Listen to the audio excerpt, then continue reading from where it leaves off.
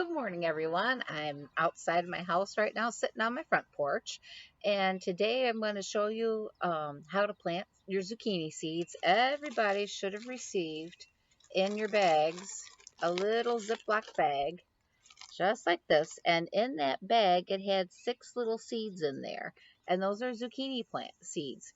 And what you're going to do is you're going to plant them, and you can plant them anywhere near your house, or if you have a garden, put them in your garden. And if you want to, you can wait till after after Memorial Day, and put them all in the soil in a little mound, or you can start them on the inside and plant them as plants too. But when the zucchini grow up, they'll get a pretty yellow bud on them, and then the zucchini vegetable, will pop right out there. And once they start growing, you will have a gazillion zucchinis. So I hope that you'll have fun doing that. When you plant your zucchinis to start them in the house, you're going to want to have some kind of container, and you're going to fill a cup or some type, whatever you have. If it doesn't have drainage holes in it, you're going to want to put a few rocks on the bottom of that cup or whatever container you have. And then you're going to fill it with potting soil. And to fill it with your potting soil, you'll use your trowel. And I just use a basic potting mix. Miracle Grow dirt is what I had, a couple bags of that. And you're going to fill it into your cup or whatever container you have. Then you will take your seeds, and in 1 cup, you can put about 3 seeds in 1 cup. So all you have to do, it's very simple. You're going to have your cup of soil right here. Put 1 seed in, put another seed in. I'm going to put 1 more in here. I'm going to do 3. Then you're going to, I don't know if you can kind of see that there. You're going to push it down with your finger and have the dirt cover it up. I need to do that over here so it doesn't get there. So you're going to put it right all there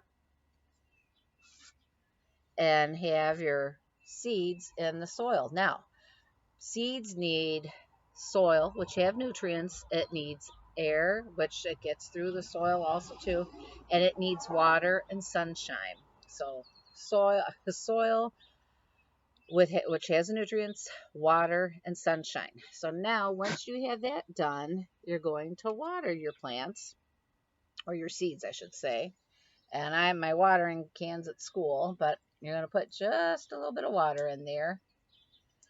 And then you're going to find some nice sunny window to put these in. And what will happen is the water will drain down, and I don't even know if you can kind of see it happening in mine right now, but the water will drain down to where the rocks are, and the rocks will help with that drainage so that the soil, if you don't put the rocks in there, the soil will get all gunked up and it'll just kind of turn to mushy mud. So it needs to have some air down there, and that's what helps with that. So in a few weeks, you're going to see these seeds starting to germinating, and then they'll start to pop up a little bit. So have fun with this today, or whenever you have time to plant your seeds, and then eventually in a few weeks you'll be putting them out in your yard. Thank you. And today I also want to talk about some plants that I found in my yard, or some flowers. Now this one, you can't tell it right now, but this is from my lilac bush. My lilacs are some of my most favoriteest plants. And these are the leaves that are starting to bloom on it. And these are the buds. And eventually what's going to happen, those leaves will open up. They'll soak in all that sunshine, and it's called photosynthesis. And turns that sunlight into a sugar. And that's why the leaves are green, but it gives energy to that plant. Or in the case of a lilac bush, gives it to the plant, to the tree, the bush. And in a couple weeks, usually around Memorial Day, my lilacs are in full bloom, and oh, they smell so good. And I have ones that are a light purple, and I also have a deep purple one also. But lilacs are some of my favoriteest flowers. Some other plants that I have. Now, a lot of these I don't know until I see them blooming. I'm not really sure what they are.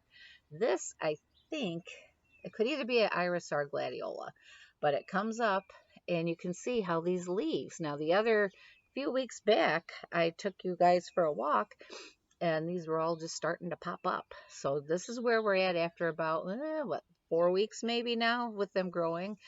And this is on the north side of my house, so it doesn't get as much sunshine.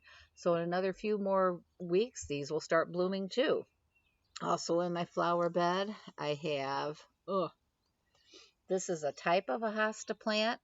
And what this is a fun one because as it grows, it gets all these little pretty leaves on it, and then there'll be white little flowers that hang down from that one. And if you've ever smelled lily of the valley, oh, they're beautiful. But don't ever touch it because that's not a good plant. You don't ever want that by your mouth at all. But lily of the valley, oh, they smell so good too. When you plant the lily of the valley, it has little bell-shaped flowers that hang down, and they're so fun to see, and they smell beautiful. So I don't know if you can see that there, but here is the start of one of my lily of the valley, and they come back every single year, and they smell so, so good. Also in my yard, I have a lot of weeds too, and maybe you can guess what these are. Do you know what these are? These are some dandelions.